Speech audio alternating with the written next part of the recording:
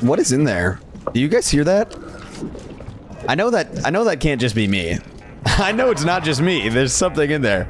And I've got reinforces for a reason. I may as well go check it out. I don't want to throw, though. Nah, we're gonna go check it out. Let's go. We've got a new miner inbound.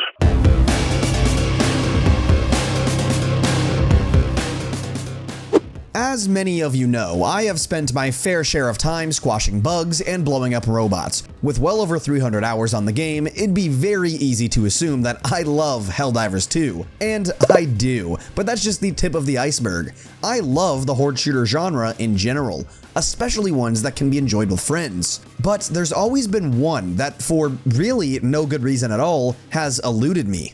And I was scrolling through the Steam Summer Sale when I spotted it. I just knew I had to finally give it a go. But then imagine my reaction when it was already in my library and I had 6 hours on it? Yeah, I was a little confused. I would love to say something like, ah yes, the memories came crashing back, but honestly, I had very little recollection of ever playing this game. In fact, I had to scroll back through my Steam purchase history just to find out that I had bought Deep Rock the day after it came out in 2018, played it for 6 hours, then never touched it again. And I don't recall hating it or anything. Real talk, all I remember from this game was that it featured dwarfs, bugs, and mining, and I'm sure anyone that looks at the Steam page could tell you that.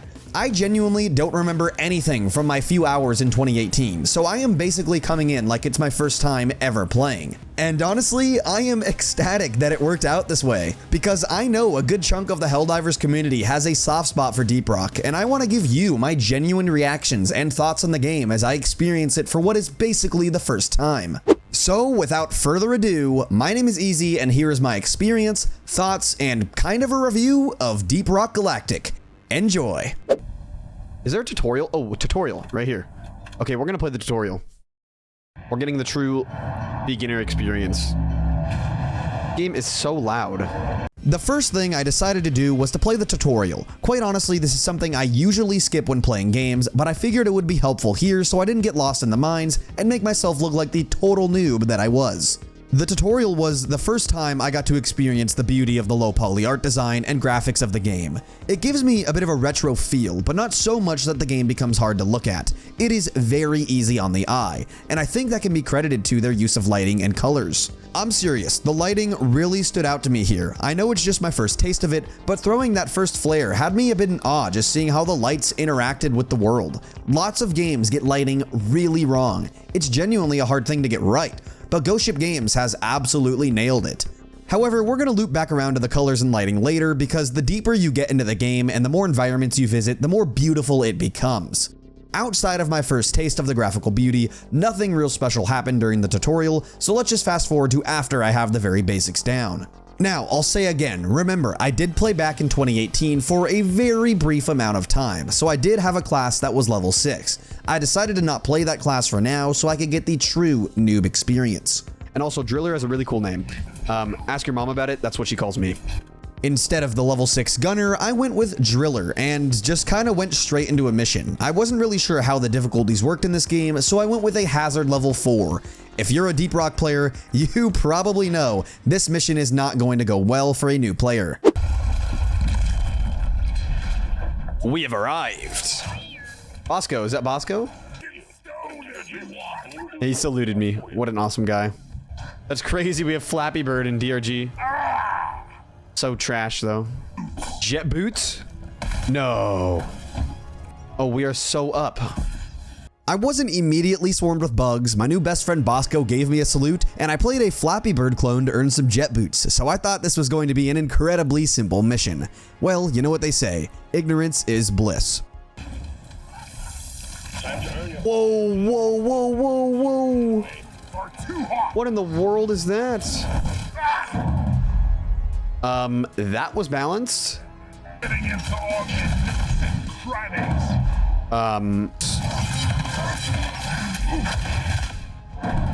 Dude. That is unfortunate. I just got absolutely rolled and smoked. It wasn't even close, a Super Bowl 48 type of blowout. But I must have been huffing some of the strongest copium on Earth because I thought I could still pull off a Hazard 4 mission, so I queued it again. What the?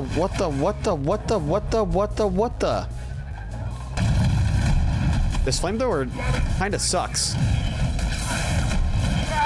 This gun's a little stinky, man. Yeah. Why do I look like that?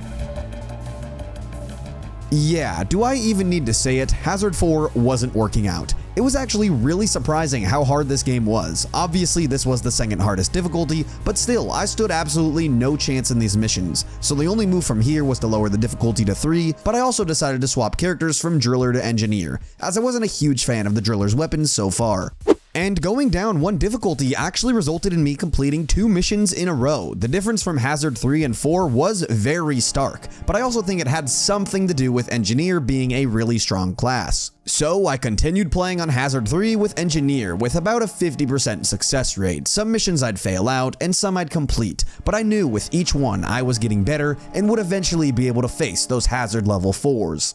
Outside of my personal performance though, one of the things that really stood out to me throughout my early missions was how impressive the level designs are. Every mission is procedurally generated and has 100% destructible environments. Even though they're random, the maps somehow have a semblance of flow to them, giving the impression that some of them could have easily been designed by a human level designer, which just absolutely blew me away. The level generation makes this game incredibly replayable, and I could tell this was a fact even as I sat here only playing a couple of hours on the game. It seemed like a game that I could easily sink hundreds of hours into. On top of the in-game maps, the mission hub, aka the rig, has me jealous as a Helldivers player. I'm not trying to start a Helldivers vs Deep Rock war in the comments here, but honestly, the Super Destroyer in Helldivers is just really lame compared to the Deep Rock's rig. The rig is permeated with life. It's a perfect example for what the overall vibe of Deep Rock is. It doesn't take itself too seriously, but also doesn't come across as too silly. It does a beautiful job at balancing this line of playing as a funny drunken dwarf and battling through hellish caverns as you work for a company that doesn't care about you. It's fantastic. You can tell that the developers cared about this project and didn't skim over a single detail. At this point, I had gotten enough XP to get my Engineer to level 4 and decided it was an appropriate time to try the Gunner out. Honestly, I liked the Engineer, but if you know anything about me, I'm all about the big guns. I want to hold left click and rack up the kills, so the Gunner's minigun was too appealing to pass up.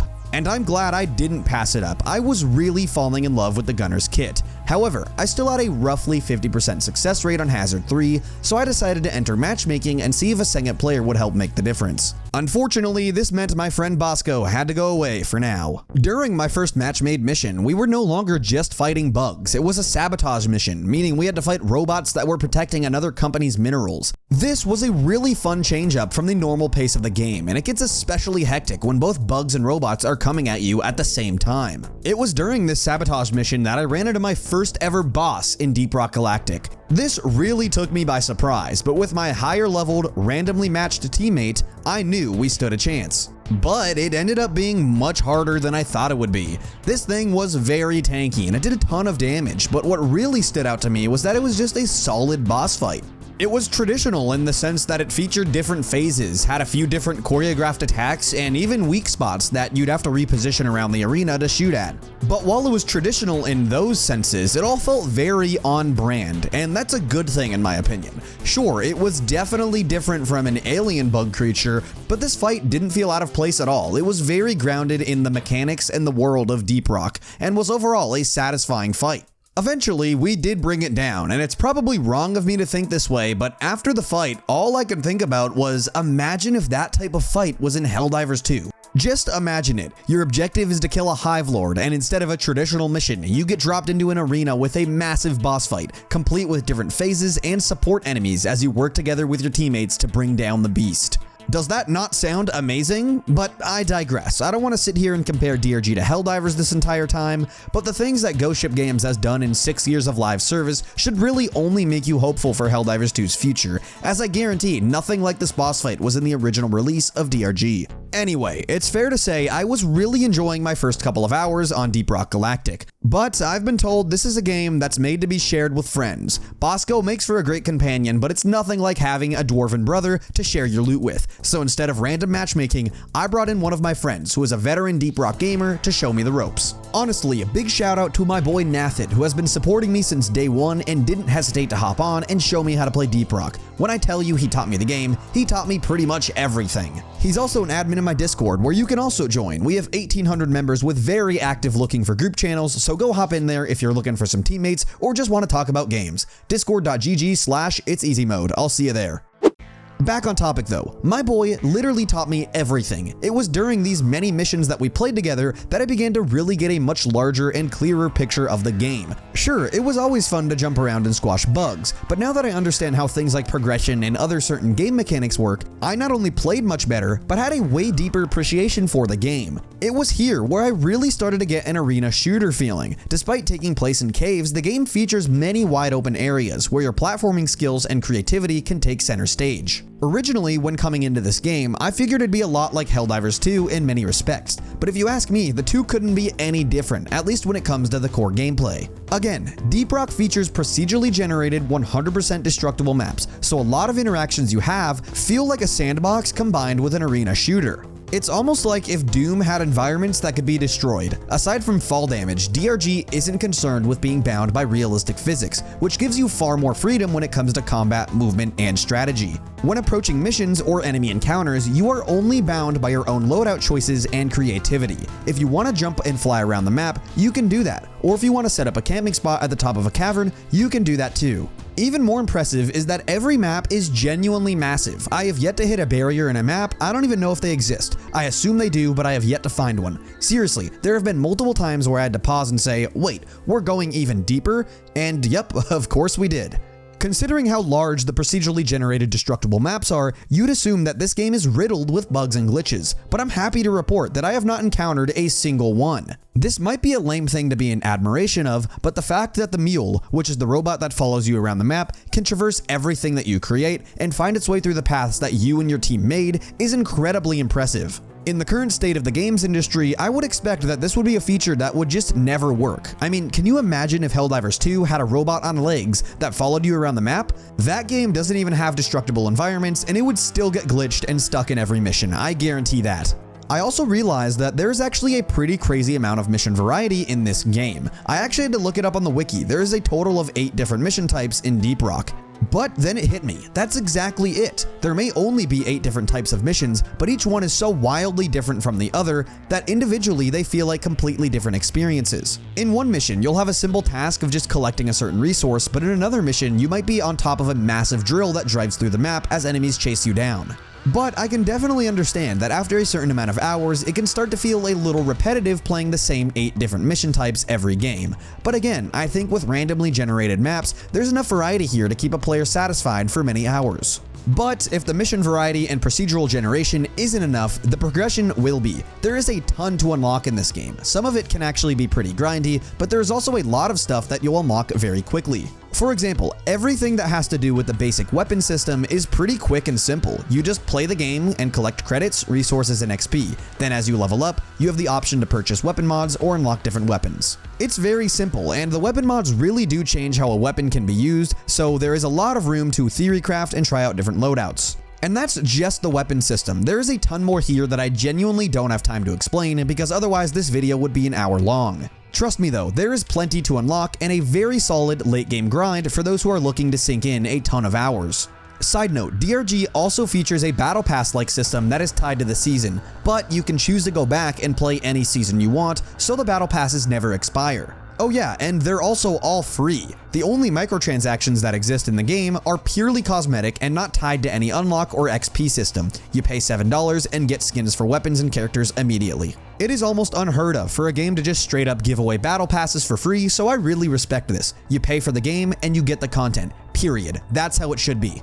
I did promise I'd come back to this, so let's just talk about how damn beautiful this game looks, because once you start playing different missions and different environments, you really begin to understand that Ghost Ship Games' commitment to the low poly aesthetic gives the game a visual identity that really can't be compared to anything else. Not only does this art style improve the game's readability, but it also adds to the charm. The vibrant color palettes sharply contrast from the dark cave environments, making important elements stand out from one another and allowing players to quickly identify what they're looking at. The lighting, though, is, in my opinion, one of the most impressive things this game has to show. Dynamic lighting is usually an incredibly difficult thing to get right. If we're being honest, most games can't even get basic lighting right. In Deep Rock, players are reliant entirely on flares and flashlights to combat the darkness, but it's how the dynamic lighting interacts with the world around it that is the coolest part.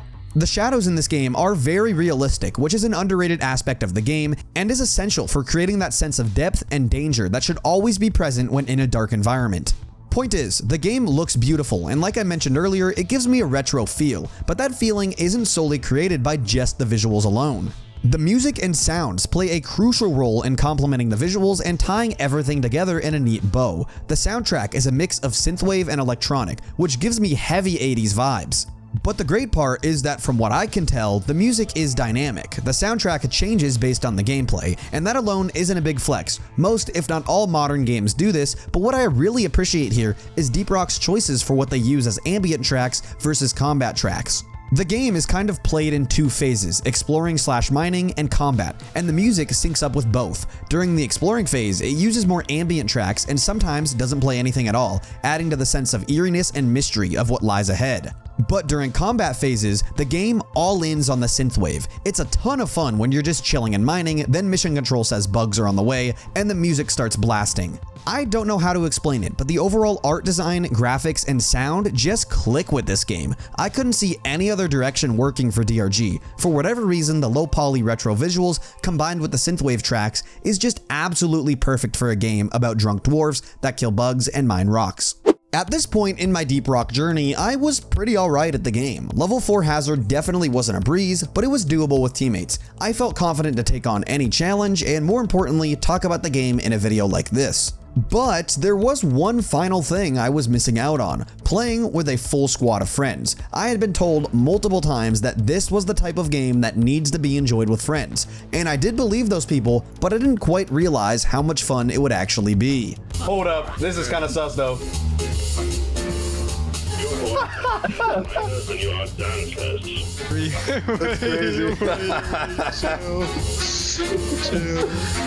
I spent a ton of time playing with the boys, and trust me, it wasn't all just drinking beer and dancing, but there was a lot of that. Seriously though, this is how Deep Rock Galactic is supposed to be played, with 4 players, all with mics, just ready to have a good time. That's what it's all about. It's defined as a co-op game for a reason. Of course, the gameplay itself is a blast, but there's just something special about the environment and general vibe of the game that makes it so much fun to share with friends. Like I mentioned earlier in this video, the game doesn't take itself too seriously or too silly. It's a little bit in the middle, where the gameplay and missions can be intense, but that intensity is relieved by the hilarious voice lines from the characters you control. The characters, including Mission Control, act like you'd expect drunken dwarves to act, but they're not like traditional Disney dwarves where they're just goofy and dumb. In Deep Rock, I get the impression that the characters are genuinely just being themselves. None of their voice lines come off as cringy or over the top. They say exactly what I'd expect them to say. The dwarves are intense and dumb, just like you'd expect them to be. In other words, they are believable. It's the little details like the characters' voice lines which add so much charm to the game and just makes it an atmosphere that you want to spend time in. There's a reason my friends and I were drinking video game beers and dancing at the bar. Because this is an environment that is just straight up fun to be in. Everything in this game is detailed and seems like it was done with a clear direction in mind. In the end though, there's one thing that matters most. Is the gameplay good? Well, after about 20 hours of playing and reaching player rank 7, I obviously still have a really long way to go, but this video is all about first impressions. As a Helldivers player, I wanted to hop on Deep Rock and just simply see if I liked it, then give you my thoughts. So I'm sure you can draw this conclusion from what I've been saying throughout this video, but this game is an absolute blast. It is great. It's decent fun when playing solo, and Bosco is a great mechanic to compensate for not having teammates, but solo play does not even hold a candle to multiplayer. Playing with even just one friend is more fun than being alone, but playing with a whole squad of 4 is truly how this game is supposed to be experienced. Either way, playing solo or playing with 4 friends, I loved every second of it, even though the game is genuinely pretty hard, especially once you get into the higher difficulties. But for newer players, I think you'll be able to pick it up pretty fast. Personally, once I knew how my class and the game mechanics worked, missions became infinitely easier and more fun. Originally, when setting out to make this video, I wanted to compare this game as much as I could to Helldivers 2, but I think that's kind of impossible. Other than both games being horde shooters where you fight bugs, they couldn't be more different. However, I totally see why there's an overlap between the two games' communities, because when it boils down to it, it's just a blast to shoot enemies with cool weapons. That can't be debated. So, rather than comparing the two, if anything, I'd say the current state of DRG should only make you hopeful for the future of Helldivers. DRG has come an extremely long way and has been in live service for 6 years now. I can guarantee that by the time Helldivers 2 is 6 years old, the game will feel as polished and as complete as DRG does. And when I say polished and complete, I mean that. You buy this game in 2024 and you are getting a full, glitch-free experience with a ton of content. No ifs, ands, or buts about it. The last thing I will say about these two games is that it really surprises me that Helldivers 2 blew up, but Deep Rock didn't. Not that Helldivers didn't deserve it, but I think for all the praise that Helldivers has gotten, Deep Rock should get just as much. The game is that good. And that's what I'll end with. As a player that came from Helldivers 2, I think I can officially say that Deep Rock Galactic is going to find a permanent spot in my rotation of games. DRG is the type of game that I can easily see myself putting over 300 hours into, just like Helldivers 2. And I don't say that as something to replace Helldivers, but rather as something to complement it in your game rotation. It's like having some mashed potatoes next to that juicy steak. This is my first time making a video that isn't Helldivers 2 related. Well, it sort of is, but not really. So I'd love to hear some feedback. Let me know if you guys like this style of content, because it's a ton of fun to go out and try games and give you my thoughts. So if you like it, I'll keep them coming. Or even if you just want more DRG content, because I will seriously be grinding this game, so I'd be happy to post more of it. Either way, I hope you enjoyed, and please do let me know if you have some game suggestions down below. I'd be totally down to try your games out. If you did enjoy, be sure to drop a sub and a like. It would really help me out. Thank you so much for watching. My name has been Easy. Please take care of yourself. I appreciate you. Have a good one. See ya!